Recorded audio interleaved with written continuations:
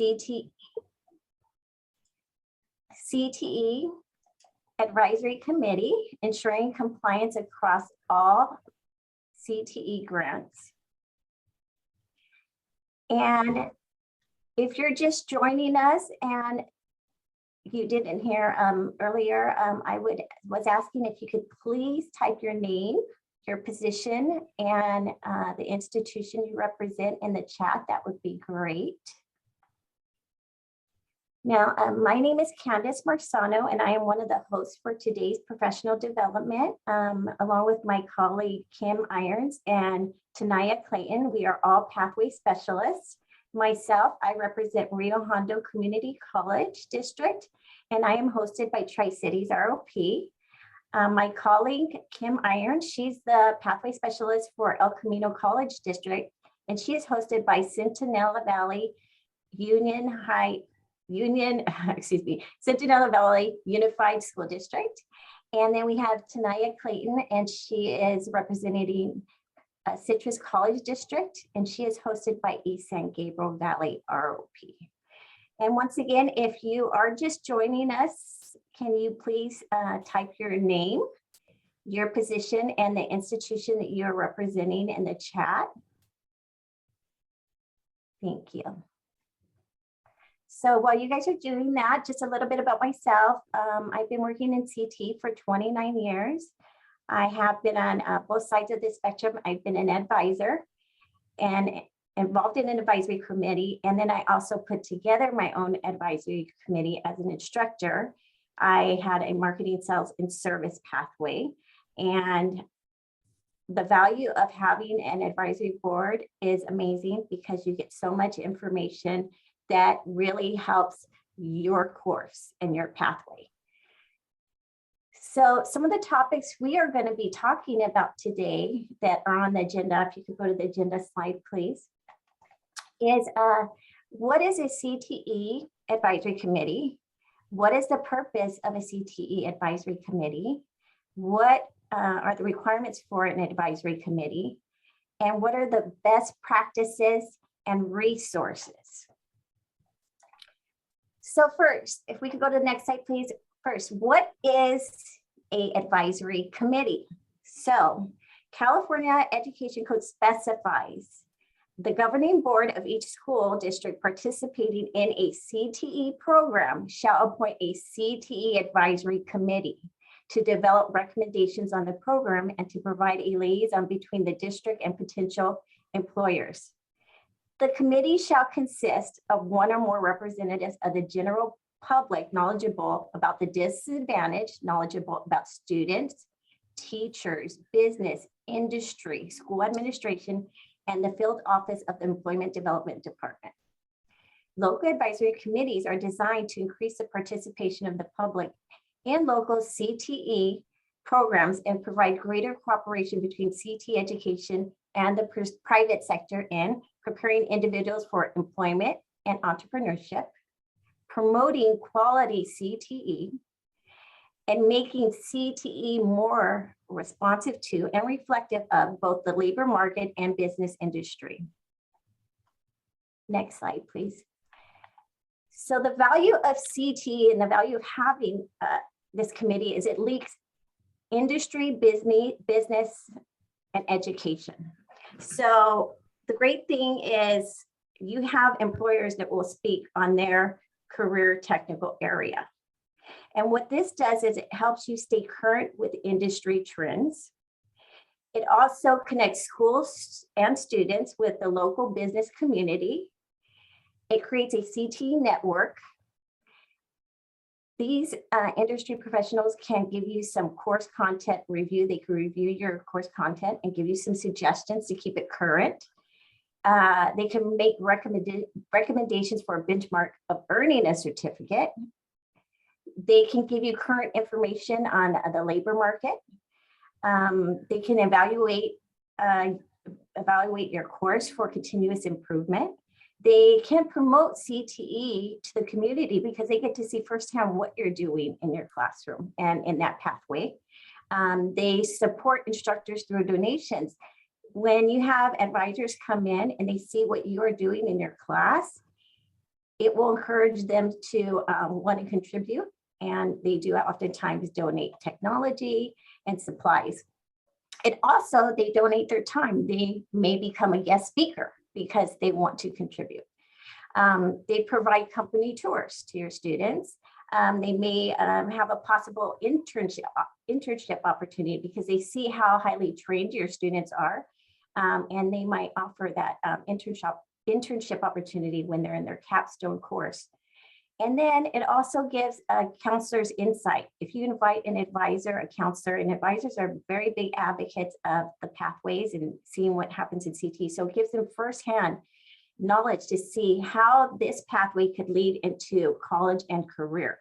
So inviting a counselor can really open their eyes to what's going on in your classroom and how that path leads to that college and career. And then also at times professionals will offer scholarships because they see all the wonderful things that is happening in that pathway and they want to contribute to that.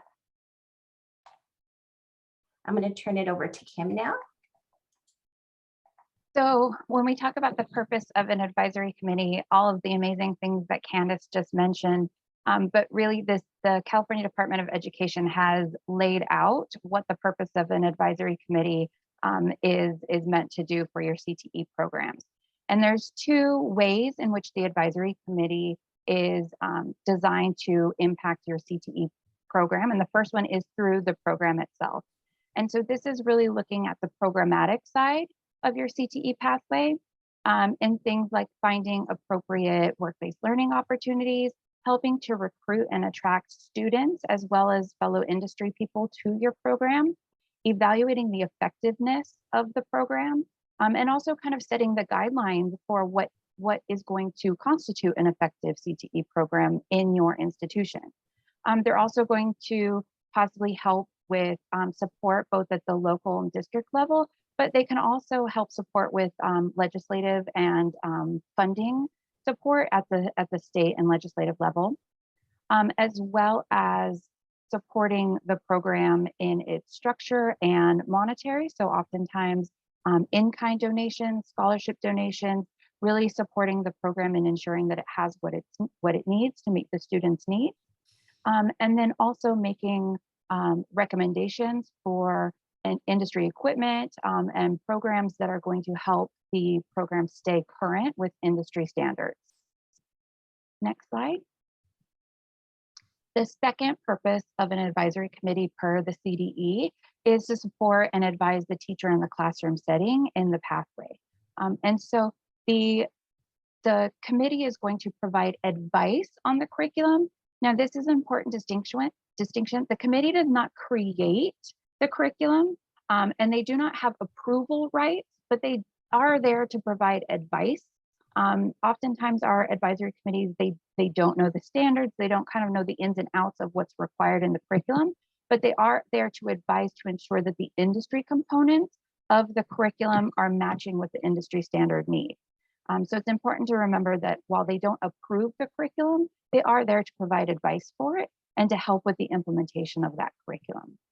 They're also there, as Candace mentioned, to help with kind of bringing in the work-based learning into the classroom. So being guest speakers or providing opportunities for job shadows or workplace tours. They can also serve as mentors for students. They can also come in and serve kind of as coaches on projects or participate in demonstrations, providing technical assistance to the teacher as well as to the students. And then just in general, kind of making sure that the program and what's happening in the classroom is matching industry standards and industry needs. Next slide. So the question of why do we need a CTE advisory committee?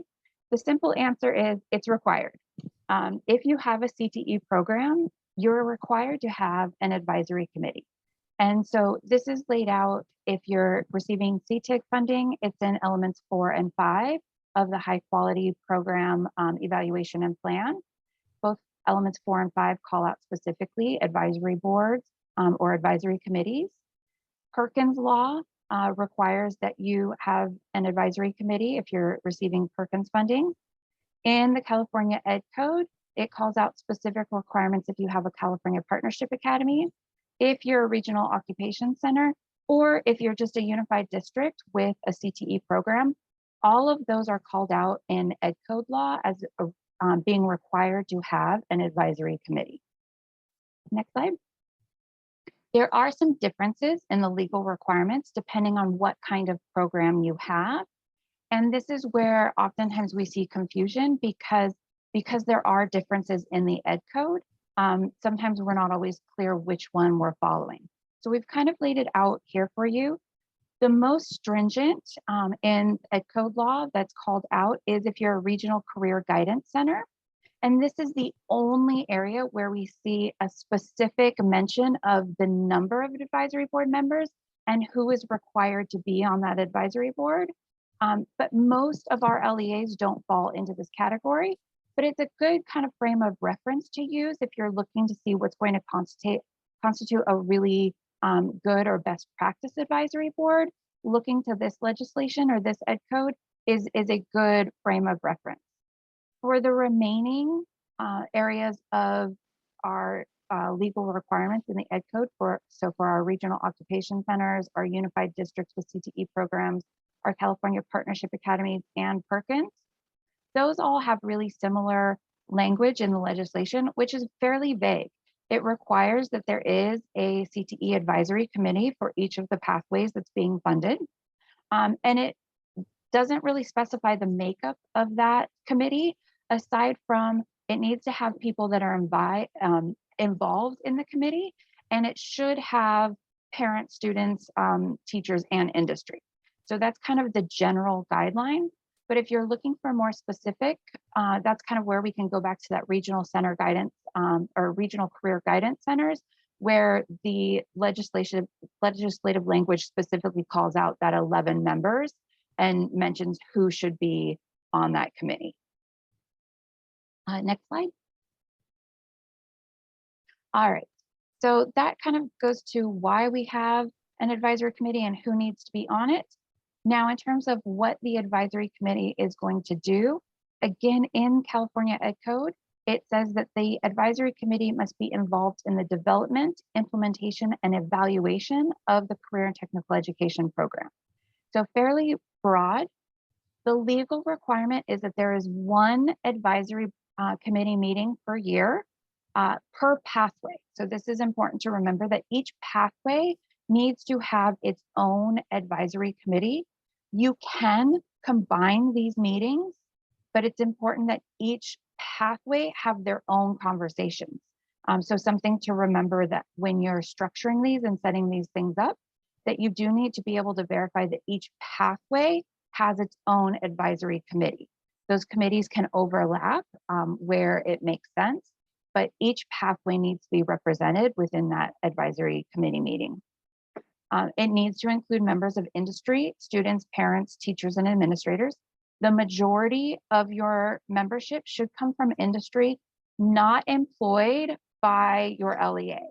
So this is something that often gets brought up. Is my CTE teacher considered industry? If they're employed by your LEA, they are not considered industry. They're considered a district or an LEA representative. So kind of keep that in mind when you're making up the membership of your advisory committee, that your teachers aren't going to be considered members of industry. And so when you're kind of trying to balance it, keep that in mind. You should also have identified voting members and established voting procedures. Oftentimes, your advisory committee may be larger than the kind of 11 guideline, but maybe your voting members, there's a smaller group of that. So if you want to add more teachers, parents, students, and you're worried about, we're getting a little bit too large, keep in mind that you can shrink that by looking at who your voting members are. And then use that to kind of control the size and that majority component. If we're looking at voting members, the majority of those voting members should be industry. So if you're seeing that your advisory board is a little bit lopsided, go back and look at those voting members and your voting procedures to see if you can use that to keep your membership numbers in check. And then there are required items that are to be included in your advisory board or your advisory committee meetings. And so there should be a conversation around relevant data. Labor market data should be included in that discussion. There should be a review of the course sequence, any proposed changes, any new courses, and just making sure that the courses that are being offered are still relevant and still meeting the needs of that industry. Review any skills or industry certifications that are being offered. And this is also a good place to look at data. Are we meeting the numbers of students that we would like to have certified? Is there a way that we can adjust this? So incorporating data throughout these conversations, and this is a good place to do that. Review the assessment procedures that are used in the pathway. Are we using just paper and pencil tests, or are we using projects that might be a better mirror of what the industry standards are? Discuss work-based learning opportunities and experiences, including out of school opportunities like internships or summer employment opportunities. And then discuss the post-secondary connections, opportunities and alignment. Also looking at data, how many of our students are moving on and pursuing further courses in this pathway. Those are good areas that you can discuss within those advisory board meetings. Something that's not brought up is that in this discussion of post-secondary, you are not required to have a post-secondary representative on your advisory committee, but looking at this element of what's required to be discussed, it's a good idea to maybe have a representative from your post-secondary institution as part of your advisory committee to facilitate and make those post-secondary connection conversations a little bit easier. Right, next slide. And this is kind of one that gets left out, but just mentioning it so that way if this is coming up for you, if you are undergoing or if your LEA is undergoing a large construction or modernization project that includes any part of facilities that would be used by your CTE program, it is required that your advisory committee review and provide advice on those construction or facility changes. Again, these are advisory only. Your CTE committee is not approving any of your building or facility changes or any of the building plans, but it is required that your CTE committee review and advise on those building or facility changes per California Ed Code. So if your LEA is undergoing any kind of modernization, or if you're adding new facilities that are going to have any implication on your CTE programs, make sure that those are reviewed within your advisory committee meeting. And good morning, everyone. I am Tanaya Clayton, and so I'll be going over best practices and giving you some suggestions and additional resources.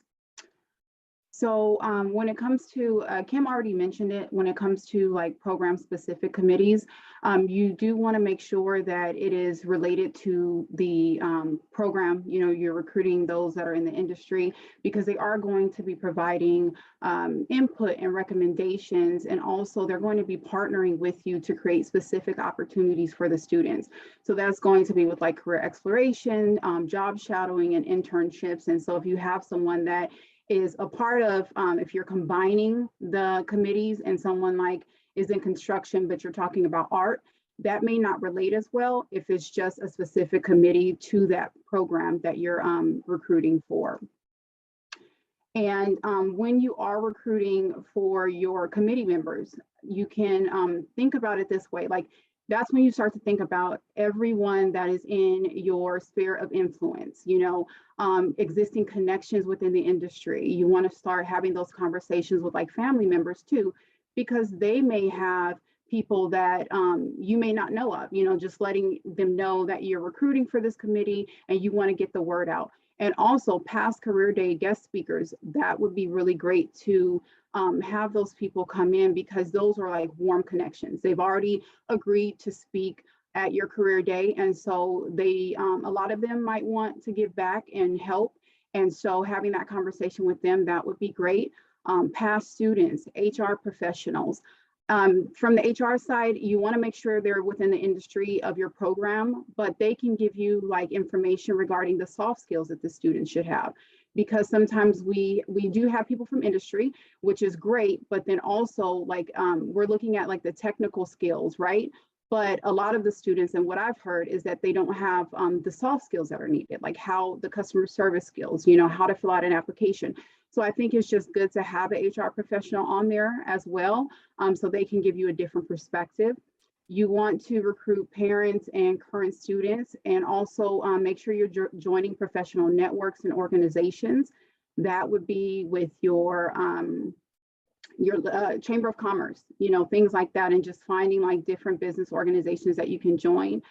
Reaching out to local businesses, and I'll go into like that process as well. Suppliers, school vendors, sales representatives, like you're thinking about anybody possible that you've interacted with that would be great and could add value to your committee. And then lastly, the community college faculty. I think that's good to have a perspective so you can actually not learn, but you're actually able to transition the student over easier, right? And so when you're thinking about things like articulation, dual enrollment, and then you're discussing your curriculum, it would be good to have a community college faculty on there so that way they can provide you with feedback on how to properly align your courses. So when you are inviting the members, you should do it personally. Right now with COVID and everything that's been going on, a lot of the businesses are remote, but there are businesses that are open. So you want to visit the local businesses. That can be the teacher and the CTE coordinator, or the teacher and the CTE director, going out and just visiting the business. And then also you can make phone calls as well for the businesses that are closed. But whatever you can do to do that in-person, personal touch first, that would be ideal. You want to introduce yourself, tell them why you stopped by, of course, and then also you want to just tell them a little bit about your program and ask them if they would be willing to give you 1.5 hours of their time once a year to tell you what you need to do to properly prepare a young person to come and work for them, right? Because as we know, we're in a labor shortage. So if you come from that approach and asking them like, what can we do for you as well, and not just what can you do for us, I think it would speak volumes to them, and then they would actually say, okay, I'm interested, and then before you leave that introduction meeting, not really a meeting, but just stopping by, you want to ask them the best way to communicate with them and what's the best time to meet. After they say that they're interested, and maybe you might get someone that would agree to be on the committee, then at that point, you want to send an official invitation letter. And I'll walk you through that. I'll show you a document that we have for you that will give you a sample of that. But you want to send an official invitation letter. Excuse me. In that letter, that's going to be information about your school, your CTE program, and then you're going to provide like the orientation meeting date, right? This is the time when you are going to have them on campus, and maybe in your lab that you have, or give them a tour of your program. That's the time where they can actually, you can give them materials so they can review the curriculum on their own time, ahead of time, before the first meeting that you have. And then within that letter as well, offer a time to schedule one-on-one meeting. This is after they review the information that you've provided, or maybe they might have additional questions. You want to be available to them to answer questions so that they know that this is something that they can do and they can be involved in, and it's not hard or scary, but they can be very valuable to our students. And then as far as like the meeting time and location, so when you are thinking about a meeting time, you can conduct a survey, whatever works for you. It may be through email, it may be through a phone conversation you've had, but once you get a general idea of what everyone can do and the time that works for them, then you might want to conduct a survey to determine a convenient time for the industry partners. A lot of times their days are very busy, right? And so sometimes we might do it after school, but maybe mornings might work a little bit better. So you would just have to work out, okay, would it be getting a substitute just for that one meeting? Is it when you have a free period? Things like that, because they're up, they're going to be engaged early in the morning. Think about it, like at the end of the day, it's kind of like overwhelming after you've gone through everything to really put your brain to work. So I would just say like a best time would be what is convenient for the industry partners. And then once you have a time set, you can set the location. As I mentioned before, like with your first meeting, you want to try to have that on campus so they can really experience what you experience. They can see what the students are learning. They can actually tour the work site. They can see the curriculum. They can interview the teacher. If that's you reaching out to them, they can, you know, talk further with you. They can meet the administrator. It's just to show them like what your program is about and for them to have like that experience with you. And then after that, if you want to do like online meeting, you can do that via Zoom because that's more convenient for everybody. But then also you can see about doing a meeting at the industry partners business. And that way you and industry partners and like everybody on the not industry partners, but you and the committee can actually see, you know, what your partners do, right? And so it's just to see like, okay, how those two worlds align and infuse. And then also other suggestions can be a local community venue at a post-secondary school in your area. And so those are other options. Now, when you are preparing to meet for your first time, right, you want to make sure that you're prepared. You want to make sure that you're adding value and not, it's not like a waste of time. It's not just a check in a box. It's literally like, okay, we are coming in with an intention to, you know, execute. Basically, we're developing our plan, we're developing our objectives, and we are coming in because we want to get things done. And so prepare the agenda and the topics ahead of time. You know, look at your grant objectives, look at the program objectives and see, okay, what is it that we really want to accomplish in this program? And then that's how you can start to line, you can start to lay out what you want, and then you can start to develop the topics off of that. If it is to more, like for instance, if it's to get more articulation, tool enrollment, then you can put that on there and then start to build around that as well. If it's to get, of course, it's always to get the industry to make recommendations on the curriculum. So you can just build your topics that way. And then determine who will lead each meeting. So it doesn't always have to be like the CTE teacher or director, but as long as you do like the behind the scenes work, then you might want to have an industry partner lead the meeting because they may be good at leading meetings. So, you know, you want to mix it up. You want to think out the box and think of ways that you can actually have people to get engaged, you know, and you don't have to make it boring. You can make it fun. And then a couple other things, like just for like housekeeping, you want to make sure that you create like some type of sign-in, some type of like roll call, where you know who was present at the meeting, and then have someone that can take notes. My recommendation is like, of course, if it's on Zoom recording, you can record on Zoom. But if it's something where you are in person, then you want to, you can use your phone to record, or you can get one of those recorders just to record it. So that way you're making sure that you're capturing everything, because your attendance list and your notes are going to be sent to your CTE or the CTE grant administrator for documentation. And then it's going to be sent out to the committee as well. And then I'll talk about how you're going to use those documents later. So I wanted to give an example of, and there's a document in the hub that we created for you, but I wanted to give an example of a schedule, an agenda. So I know like the requirement is once a year. Personally, I think like to get the benefit out of your committee, I would shoot for like maybe 2 or 3 times a year if you have that bandwidth. And the reason being is because of each time you discuss something is going to be different, right? It's going to build off the last meeting. So here you see the beginning of the year. That's where you make your introductions. You review the programs, review advisory committee duties, set goals, meeting schedule for the year. So you're literally doing housekeeping rules, setting the foundation, setting the expectations, and that's what the beginning of the year looks like. Then when you get to mid-year, that's where you can review the materials, textbooks. Everybody should have had time to review, like industry partners review the information that you provided during that initial meeting.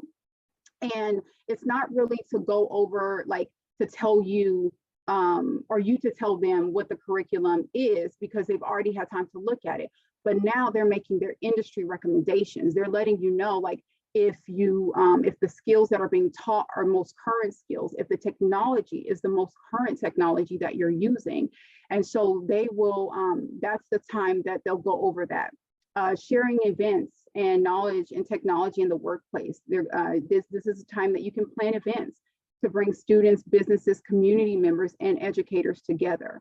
So, and then at the end of the year, sorry about that, you can wrap the year up, right? You can review all the accomplishments, you can celebrate those accomplishments, recognize students and advisory members, as well as preliminary planning for the next year. I would say that after a year or less of your CTE advisory committee operating, you want to evaluate the effectiveness of that, of your committee, right? You want to make sure, like, you guys are actually accomplishing the goals that you set out to accomplish. So you review those meeting notes. That's what I was talking about, is when you send them out, you review the meeting notes. You see from the first meeting that you had and to, like, this current meeting or this evaluation meeting, what does that look like, and what have you accomplished? Could anything be improved to ensure the activity or event was more successful or meaningful? Does anyone have recommendations for meetings, invitations, communication, or events? This is like where you are honest and say, okay, this is what we actually accomplished, and you know what, we could have improved here. You may choose to put out an anonymous survey, because not everybody they may not feel comfortable speaking up or saying, like, okay, this event wasn't so great, or, you know what, this was awesome.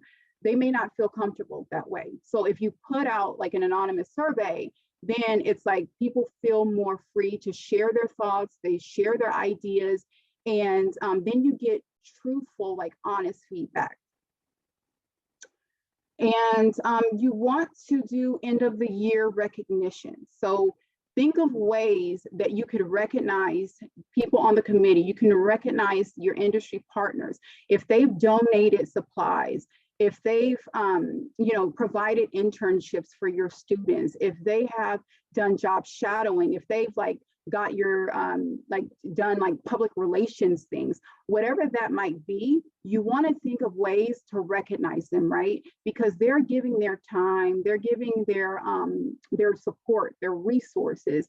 And so you want to show them that it's very, you're appreciative of what they're doing. So some of the things that you can do, you can post it on your webpage, like not just saying, okay, I want to thank ABC Company for doing this, or for ABC Company, but you want to say, like, I want to thank ABC Company. They donated X, Y, and Z supplies to our automotive program. And you can post that on Twitter, you can post it on Facebook, tag them. And then that way they see, like, okay, they really appreciate what we're doing. You can also give certificates or plaques. That's another great way to show your appreciation to them. And then hold events. This could be an end of the year breakfast, dinner, celebration. I know I believe the Foothill Consortium, they did a gala. And then they actually honored one of their industry partners that was very active for the last few years with them. So those are things that you can do, just make it worth it for them too. And then we do have a resources page. And so before I go into the resources page, did anyone have any questions or anything like that? There was a question in the chat that I just want to address. So the question was, does your advisory committee have to vote? And in regards to, having voting members and potentially non-voting members. You may run your advisory committee in a way where there may not be voting items. And that's fine, because the advisory committee, it's in the name, it's an advisory based committee, and its function is to advise and not necessarily make decisions.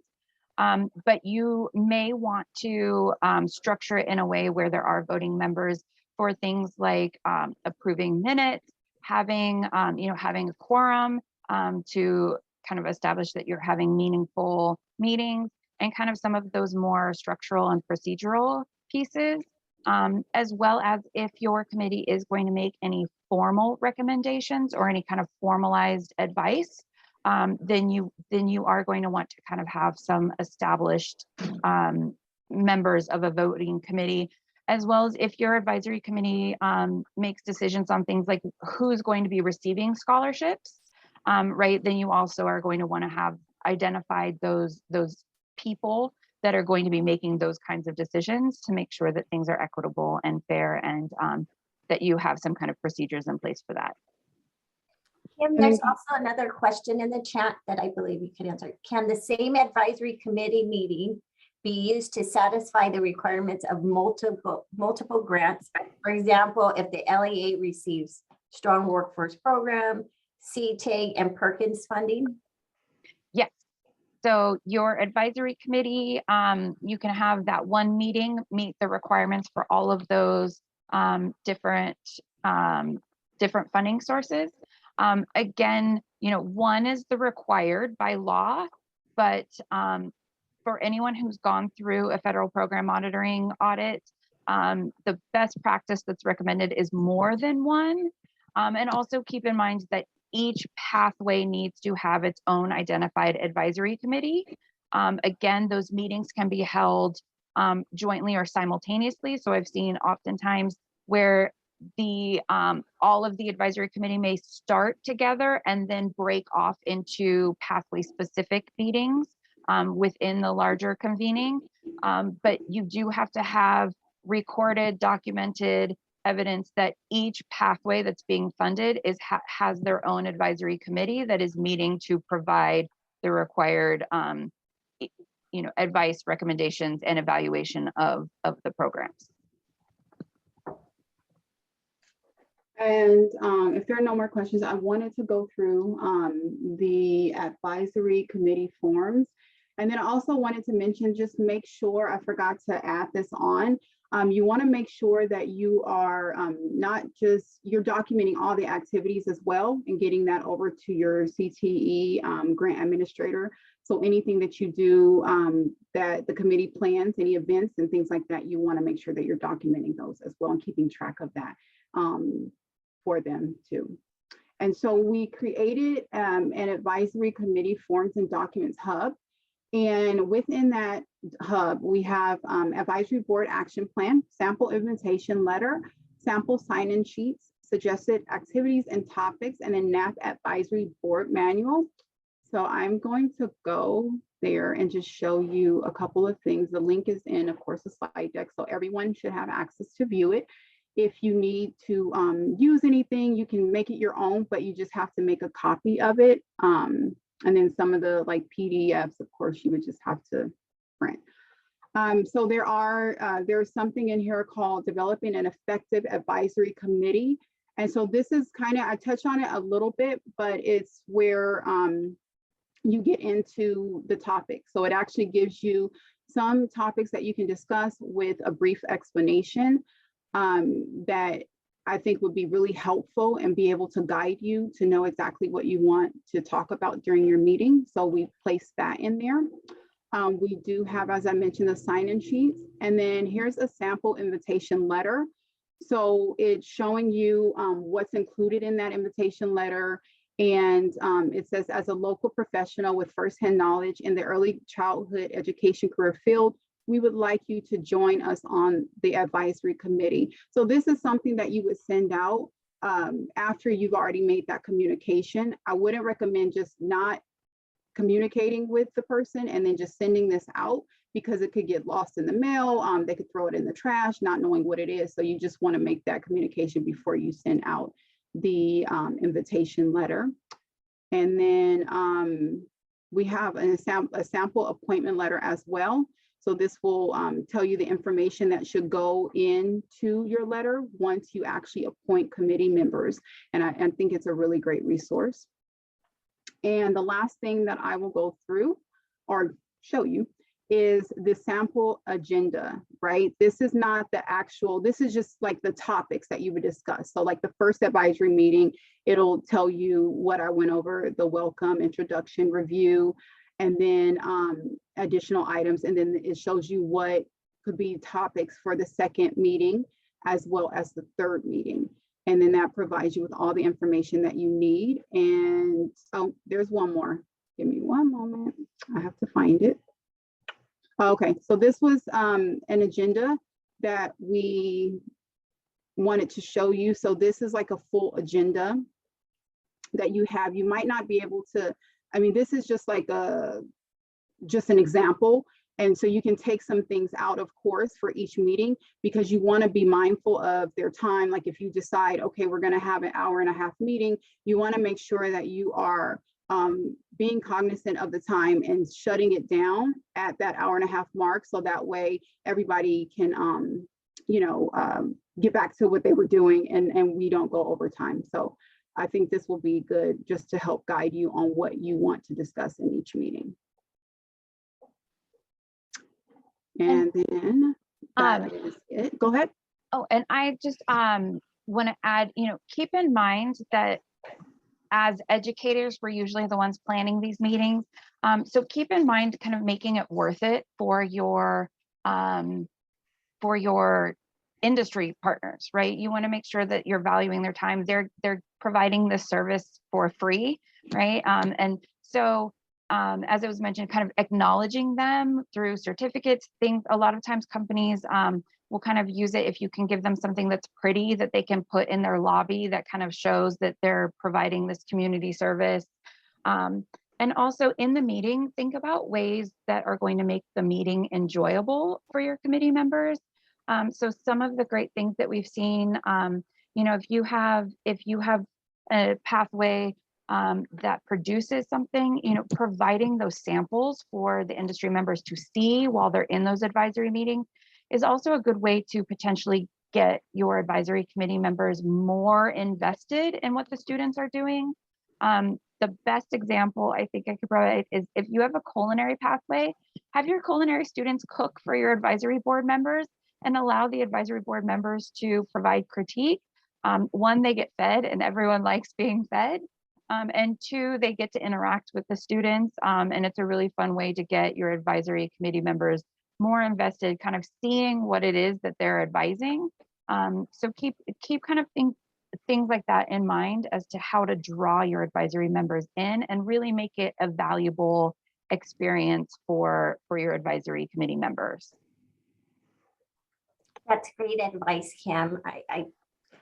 I used to make sure that whenever I had my advisory team come in, that I would make sure to try to make it as fun as possible and provide food, and always retention to keep them coming back, let them know that I'm here to offer my services in any way that I can. If I can help have the school promote their company or anything like that, that I was always willing to help out. So right now I want to just open it up for any questions that you may have. Once again, any questions at this time? I see Silky Bradford said, can the link to the slide deck be placed here in the chat? And I believe that Linda Bermudez will be sending that out, a recording of this presentation along with the slide deck. Can we go to the next slide, please, Tanaya? Thank you. I wanted to introduce all the pathway coordinators, and we just want to thank you for being a part of this professional development. As you know, Kim, myself, Candace, Tanaya, and then we also have Michael Dean. Hello, Michael, and he is representing LA College Community District. And then we have Joanne and Ann Welsh. Hi, Ann. And we also have Sabrina Ruiz-Emmons. She's new and doing a great job. Glendale Community College District. Hello, Sabrina. Nice to see you. And we just, and Joanne, did I mention Joanne? Yeah, Joanne Nazarian.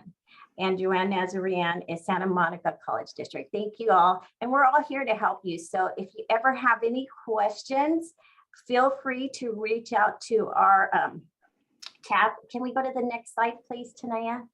please feel free to reach out to our technical assistant, K14 technical assistant, Keep Talent contact information here, Linda Bermudez.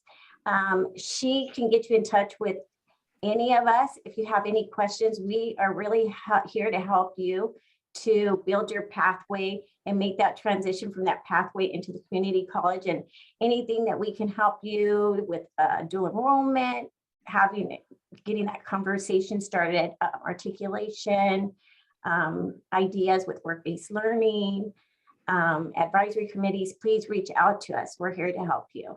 And Linda's email address is there on the slide, so feel free to email her. And we just want to thank you so much for your time. I don't see any questions. And Linda did say in the chat, she is going to be sending out the information to you guys. Thank you everyone for joining us today. And I hope you have a wonderful week.